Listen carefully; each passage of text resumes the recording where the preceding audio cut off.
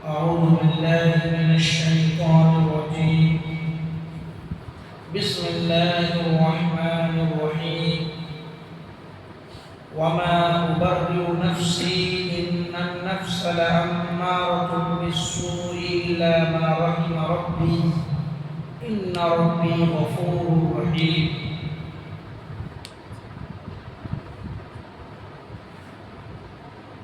یہ 13واں پارہ شروع ہو رہا ہے اور ہم مبارکباد دیں گے ان لوگوں کو جو لوگ شروع درس سے لے کر کے تقریباً 12 پارہ تک لگاتار وہ حاصل ہیں۔ واقعی میں وہ مبارکباد کے لائق ہے جنہوں نے 12 پارہ کا ترجمہ بھی اور ان کی تفسیر بھی انہوں نے سنا۔ لگاتار ہم چل رہے ہیں، پہلے پارے سے لے کر کے 12 پارہ آج مکمل ہو گیا۔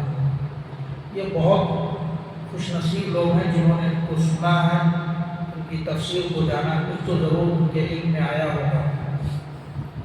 وَمَا أُبَرِّئُ نَفْسِي إِنَّ النَّفْسَ لَأَمَّارَةٌ بِالسُّوءِ إِلَّا مَا رَحِمَ رَبِّي إِنَّ رَبِّي غَفُورٌ رَحِيمٌ۔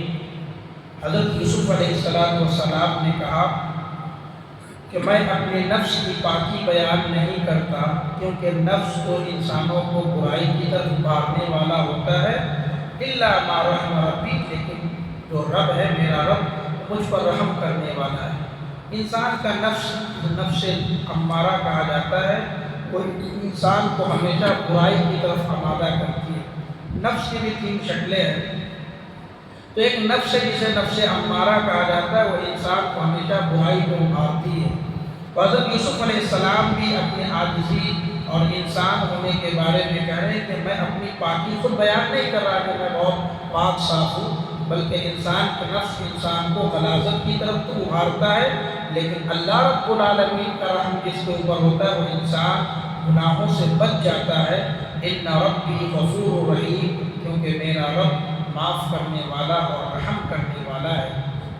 وقال الملك ائتوني به استخلصه لنفسي، جب بادشاہ کو حضرت یوسف علیہ السلام کی تعبیر سے جب خوشی ہوئی تو انہوں نے اپنے دربار میں بلایا، اور بادشاہ کو بھی علم ہو گیا کہ یوسف ایک تو خواب کی تعبیر جانتے ہیں، حکومت میں کیا ہونے والا ہے ہم سب کا علم رکھتے ہیں، یہ کوئی عام انسان نہیں ہے، تو بادشاہ کو اس کا بھی علم ہوا۔ دوسری چیز، حضرت یوسف علیہ السلام کے پاک دامنی کا بھی علم ہو گیا کہ یوسف علیہ السلام پر ایک پاک دامن ہے۔ انہوں نے کہا کہ مجھے بلا کر کے لاؤ یوسف کو، استخلصہ لنفسی، میں اپنے خاص کاموں کے لیے میں یوسف کو مقرر کروں گا، اپنا چیف بنا دوں گا۔ فلما کلمہ قال انک اليوم لدینا مکین امین، پھر جب اس سے بات چیت کی یعنی یوسف علیہ السلام سے، یوسف علیہ السلام نے کہا انک اليوم لدینا مکین امین، بے شک آج سے آپ ہمارے پاس میں امانت دار اور عزت دار ثابت ہونے والے ہیں۔ اس کے بعد جب انہوں نے کہا کہ ہم آپ کو اپنا خاص بنانے والے ہیں، خاص کاموں میں میں مقرر کرنے والا ہوں، بادشاہ نے آفر کیا حضرت یوسف علیہ السلام کو۔ حضرت یوسف علیہ السلام نے کہا قال اجعلنی علی خزائن الارض، مجھے زمین کے خزانے کا مالک بنا دو۔ جو خزانہ ہے، جو پیداوار ہے، غلہ، اس زمانے کا خزانہ وہی ہوتا تھا، پیداوار جو اناج کی شکل میں، گندم کی شکل میں تھا۔ کہا کہ مجھے اس خزانے کا مالک بنا دو، انی حفیظ علیم، میں بہت اچھی طریقے سے اس کی حفاظت کروں گا اور میں اس کو جانتا ہوں کہ مجھے کیسے حفاظت کرنا ہے۔ دیکھو شریعت اسلامیہ میں ایک مسئلہ ہے کہ کوئی آدمی اگر کسی سے ذمہ داری مانگے تو مجھے اس کا ذمہ دار بنا دو، یہ جائز نہیں ہے۔ سمجھ میں آ رہی ہے بات؟ کوئی انسان یہ کہے کہ مجھے فلانی جگہ کا سیکریٹری بنا دو، فلانی جگہ کا ممبر بنا دو، شریعت کہتی ہے کہ ایسے لوگوں کو مت بناؤ، جو ڈیمانڈ کرے ایسے لوگوں کو تم مت بناؤ۔ یہ عام صورتوں میں شریعت اسلامیہ میں جائز نہیں ہے کہ کوئی انسان عہدہ اور منصب خود سے مانگے۔ حقدار ہے تو لوگوں کو چاہیے کہ انہیں وہ ملے، لیکن اگر کوئی خود سے مطالبہ کر رہا ہو تو شریعت اسلامیہ میں یہ جائز نہیں۔ لیکن یہاں پہ حضرت یوسف علیہ السلام کو عہدہ مل رہا تھا، لیکن انہوں نے دوسرے عہدے کی ڈیمانڈ کر دی کہ مجھے اس کا نگراں بنا دو، یعنی زمین کے خزانے کا مالک بنا دو۔ تو خاص حالتوں میں یہ جائز ہے. جیسے حضرت یوسف علیہ السلام کو حفاظت کرنے کے تعلق سے مال کی کیسے حفاظت کریں گے، کیونکہ انہوں نے خواب کی تعبیر بتلائی تھی کہ سال بہت زیادہ مطلب پیداوار ہوگی اور 7 سالی کا ہوگا. یوسف علیہ السلام کو پتا تھا کہ میں اگر اس خزانے کا مالک بن جاؤں تو میں بڑی حفاظت کے ساتھ میں ایمانداری کے ساتھ امانت داری کے ساتھ ملک کے امن و شانتی کو قائم رکھوں گا. تو ایسی صورت میں حضرت یوسف علیہ السلام کی یہ ڈیمانڈ جائز تھی. لیکن عام صورتوں میں کوئی عہدہ اور منصب مانگے یہ درست نہیں ہے. وَكَذَلِكَ مَكَّنَّا لِيُوسُفَ فِي الْأَرْضِ، اللہ کہتا ہے کہ ہم نے ایسے ہی حضرت یوسف علیہ السلام کو ملک کا قبضہ دے دیا. اب مصر کی بادشاہ سمجھو حضرت یوسف علیہ السلام کے ہاتھ میں رہ گئی. يَتَبَوَّأُ مِنْهَا حَيْثُ يَشَاءُ، اور اللہ نے کہا کہ مصر کی سرزمین میں آپ جہاں چاہے وہاں رہیں. نُصِيبُ بِرَحْمَتِنَا مَن نَّشَاءُ، ہم جسے چاہتے ہیں اپنی رحمت سے نوازتے ہیں. وَلَا نُضِيعُ أَجْرَ الْمُحْسِنِينَ، ہم نیکوکار کے اجر میں کوئی کمی نہیں کرتے. ان کے اجر میں ان کے اجر کو ہم ضائع نہیں کرتے. یعنی اللہ تبارک و تعالی حضرت یوسف علیہ السلام کو مصر کا ایک طریقے سے بادشاہ مقرر کر دیا. حالانکہ بادشاہ کوئی اور تھا جس کا نام ولید بن ولید ہے شاید، وہ بادشاہ تھا. لیکن یوسف علیہ السلام جو کہتے تھے حکومت میں وہی ہوتا تھا. مصر کے اندر ایک پتا بھی ہلتا تھا حکومت کے تعلق سے، کوئی بھی کام ہوتا تھا بادشاہ وہی کام کرتا تھا جو یوسف علیہ السلام کہتے تھے. کیونکہ یوسف علیہ السلام کو اللہ تعالیٰ نے وہ علم عطا کیا تھا. اور اللہ نے کہا کہ میں انہیں کسی بھی انسان جو نیک انسان ہوتا ہے ہم اس کے اجر کو ضائع نہیں کرتے. یہ اللہ تعالیٰ کی طرف سے انہیں کیوں ملا؟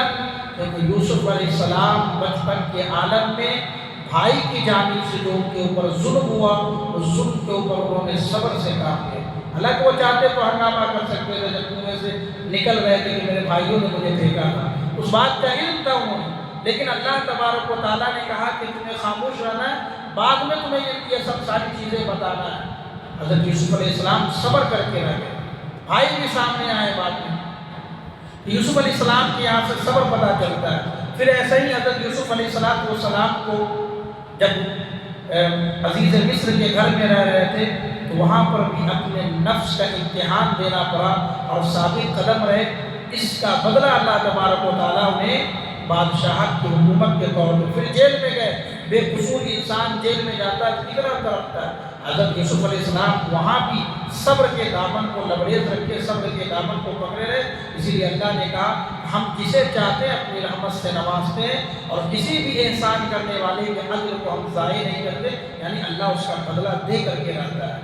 وَلَأَجْرُ الْآخِرَةِ خَيْرٌ لِّلَّذِينَ آمَنُوا وَكَانُوا يَتَّقُونَ، یہ تو دنیا کا اجر تھا جو اللہ نے حضرت یوسف کو عطا کیا یا کسی نیک بندے کو اللہ عطا کرتا ہے. لیکن آخرت کا اجر بہت بہتر ہے. انسان دنیا میں نیک کام کرتا ہے تو انسان کی خواہش ہوتی ہے دنیا میں وہ ساری چیزیں ہمارے پاس پلٹ کر کے آ جائیں، لوٹ کے آ جائیں. اللہ نے کہا کہ دنیا کی چیز تمنا مت کرو، آخرت کی چیز مانگو جو ہمیشہ تمہیں کام آنے والی. وَلَأَجْرُ الْآخِرَةِ خَيْرٌ، آخرت کا اجر زیادہ بہتر ہے. لِلَّذِينَ آمَنُوا وَكَانُوا يَتَّقُونَ، ان لوگوں کے لیے جو ایمان رکھتے ہیں، اللہ تعالیٰ سے ڈرتے ہیں. اللہ تعالیٰ سے جو لوگ ڈرتے ہیں، اللہ تعالیٰ پر جو لوگ ایمان رکھتے ہیں وہ آخرت کو ہمیشہ طلب کرتے ہیں. اور دیکھو حدیث میں بھی آتا ہے جو انسان آخرت کا طلبگار ہوتا ہے اللہ اسے دنیا بھی دیتا ہے. جو انسان آخرت کا طلبگار ہوتا ہے اسے اللہ دنیا دیتا ہے. اللہ تعالیٰ نے ہم سب کو ایک بڑی جامع دعا سکھلائی. ہمیں ہر شخص کو بھی یاد ہوگا، ربنا آتنا فی الدنیا حسنہ وفی الآخرۃ حسنہ. تو وہ ہم دنیا بھی مانگ رہے ہیں، اللہ ہمیں دنیا کی اچھائی عطا کر، آخرت کی بھی اچھائی عطا کر. تو دنیا اور آخرت جو انسان مانگتا ہے اللہ تعالیٰ اسے آٹومیٹک دنیا بھی عطا کرتا ہے. لیکن جو انسان دنیا مانگتا ہے اللہ اسے دنیا کو دیتا ہے لیکن آخرت کی زندگی سے اسے محروم کر دیتا ہے. سب چیزیں دنیا میں انہیں مل جاتی ہیں. وَجَاءَ إِخْوَةُ يُوسُفَ فَدَخَلُوا عَلَيْهِ فَعَرَفَهُمْ وَهُمْ لَهُ مُنْكِرُونَ. اب یوسف علیہ السلام اس خزانے کے اب مالک بن گئے. یوسف کے بھائی آئے حضرت یوسف علیہ السلام کے پاس، فَدَخَلُوا عَلَيْهِ، ان کے پاس میں داخل ہوئے. فَعَرَفَهُمْ، یوسف علیہ السلام نے اپنے بھائیوں کو پہچان لیا. وَهُمْ لَهُ مُنْكِرُونَ، اور ان کے بھائیوں نے حضرت یوسف علیہ السلام کو پہچان نہیں پائے. یہ کب کا واقعہ ہے؟ جب حضرت یوسف علیہ السلام وہاں کے خزانے کے مالک بن گئے، 7 سال خوشحالی کے گزر گئے، اور 7 سال جب قحط سالی کا آیا، جس میں سیلاب آیا، طوفان آیا اور پیداوار میں کمی آ گئی، جو انہوں نے خواب کی تعبیر بتلائی تھی کہ 7 سال خوب پیداوار ہوگی، 7 سال قحط سالی کا ہوگا۔ جب 7 سال قحط سالی کا ہوا تو پورے مصر کے اندر قحط سالی آ گئی، کھانے کے لیے لالے پڑ گئے، اور یوسف علیہ السلام کے ابا کنعان میں رہتے تھے، جو مصر کا ایک کنارہ ہے، یعقوب علیہ السلام وہاں رہا کرتے تھے، وہاں سبھی بیٹوں کے ساتھ، جو 10 بیٹے تھے، 11 بیٹے، وہاں ان کے ساتھ حضرت یوسف علیہ السلام رہتے تھے۔ تو وہاں تمام کے تمام لوگ، حضرت یوسف نے پہلے ہی بتا دیا تھا کہ غلہ جب بھی اگے گا 7 سال اس کو جمع کر کے رکھنا، قحط سالی کے دنوں میں تمہیں کام آنے والا ہے۔ اور اب تو یوسف علیہ السلام مالک بن گئے، تو سبھی لوگوں کو پتا چلا کہ مصر کا جو بادشاہ ہے وہ لوگوں کو اناج بیچ رہا ہے کم قیمتوں میں، جیسے گورنمنٹ کی طرف سے سب کو 5 کلو اناج ملتے ہیں کم قیمتوں میں، 2 روپے میں، 1 روپے میں، ایسے گورنمنٹ کی جانب سے یہ قیمتیں طے کی جاتی ہیں۔ ویسے ہی مصر کے اندر لوگوں کو پتا چلا کہ عزیز مصر کا جو بادشاہ ہے وہ لوگوں کو کم قیمتوں میں اناج دے رہا ہے۔ تو حضرت یوسف علیہ السلام اس اناج کے مالک تھے، اس خزانے کے مالک تھے، بادشاہ نے انہیں مقرر کیا تھا۔ تو یہ بھائی بھی اناج کے لیے حضرت یوسف علیہ السلام کے پاس میں آئے۔ وَلَمَّا جَهَّزَهُم بِجَهَازِهِمْ قَالَ ائْتُونِي بِأَخٍ لَكُم مِّنْ أَبِيكُمْ۔ جب یوسف علیہ السلام نے ان کے اسباب سامان کو، یعنی جو سامان گندم وغیرہ جو تھا، اناج، انہوں نے ان کو پیک کر دیا، اور پیک کرنے کے بعد حضرت یوسف نے کہا ائتونی بِأَخٍ لَكُم مِّنْ أَبِيكُمْ، تم آئندہ جب آنا میرے پاس میں اناج کے لیے، یعنی اگلے مہینے جب تم راشن لینے آؤ گے، اس مہینے کا تو لے کر کے جاؤ، اگلے مہینہ کا جب راشن لینے آؤ گے تو ائتونی بِأَخٍ لَكُم مِّنْ أَبِيكُمْ، تم اپنے اس بھائی کو لانا جو تمہارے باپ سے ہے۔ کون؟ ہم نے شروع میں بتایا تھا یوسف علیہ السلام 12 بھائی تھے، جو 10 بیٹے تھے وہ ایک ماں سے تھے، اور دونوں یوسف اور بنیامین یہ 2 الگ الگ ماں سے تھے، یہ دونوں ایک ماں سے تھے۔ حضرت یوسف علیہ السلام جس ماں سے تھے اور بنیامین یہ دونوں ایک ماں سے تھے، ان کو یعقوب علیہ السلام زیادہ محبت کرتے تھے۔ اب جب یہ لوگ اناج لینے بھی گئے تو حضرت یعقوب علیہ السلام نے بنیامین کو جانے نہیں دیا، کیونکہ ان کو خدشہ تھا کہ یوسف کو ان لوگوں نے تو مار ڈالا، ہو سکتا ہے اس کو بھی مار ڈالے گا۔ یعقوب علیہ السلام انہیں اپنے پاس ہی رکھتے تھے، بھائیوں کے ساتھ نہیں بھیجتے تھے۔ یہ لوگ حضرت یوسف علیہ السلام اپنے بھائیوں کو تو پہچان گئے، پیغمبر بھی تھے، عمر بھی زیادہ ہوا لیکن پہچان گئے۔ انہوں نے اپنے بھائیوں سے کہا کہ آئندہ جب بھی راشن لینے آنا اپنے اس بھائی کو لے کے آنا جس کا نام بنیامین ہے۔ الا ترون انی اوفی الکیل وانا خیر المنزلین، اور کہا کہ دیکھو میرے بھائی، تم نے دیکھا نہیں میں نے کتنے اچھے انداز میں تم کو اناج بھی ماپ کر کے دیا ہے، وزن کر کے دیا ہے، وانا خیر المنزلین، اور میں نے تمہاری کتنی خاطرداری بھی کی ہے، کتنا مہمان نوازی بھی ہم نے تمہاری کی ہے۔ اپنے بھائیوں کو بتایا، حالانکہ ان کو پتہ نہیں تھا کہ یوسف بھی ان کا بھائی ہے جس کو یہ لوگ کنواں میں پھینک کر کے آئے، لیکن یوسف کو پتہ تھا کہ یہ سب ہمارے بھائی ہیں۔ اصل میں حضرت یعقوب اور یوسف سے انہیں ملاقات کرنا تھا، بنیامین سے ملاقات کرنا تھا یوسف کو، اس لیے یوسف چاہ رہے تھے کہ کسی طریقے سے بنیامین جو میرا سگا بھائی ہے وہ میرے پاس میں آ جائے۔ فَإِن لَّمْ تَأْتُونِي بِهِ فَلَا كَيْلَ لَكُمْ عِندِي وَلَا تَقْرَبُونِ۔ حضرت یوسف علیہ السلام نے کہا کہ اگر آئندہ بنیامین کو نہیں لائے تو یاد رکھو میں تمہیں اناج وغیرہ دینے والا نہیں ہوں اپنے پاس سے، اور یہ بھی یاد رکھنا میرے قریب بھی بھٹکنا مت۔ اب اس وقت کا دور ایسا تھا کہ بغیر اناج کے آپ رہ نہیں سکتے تھے۔ ایک مصر کا ہی بادشاہ تھا جو لوگوں کو قحط سالی کے موقع پہ اناج دے رہا تھا، اب بغیر اناج کے تو رہا نہیں جا سکتا۔ یوسف علیہ السلام نے سختی کے ساتھ دھمکی دی کہ جب تک اپنے اس بھائی کو تم آئندہ نہیں لاؤ گے تب تک میں تمہیں اناج دینے والا نہیں ہوں، اور صرف اناج ہی نہیں بلکہ میں تمہیں اپنے قریب بھی آنے نہیں دوں گا۔ اللہ تعالیٰ سے دعا ہے رب العالمین ہم سب کو ان باتوں پر عمل کریں۔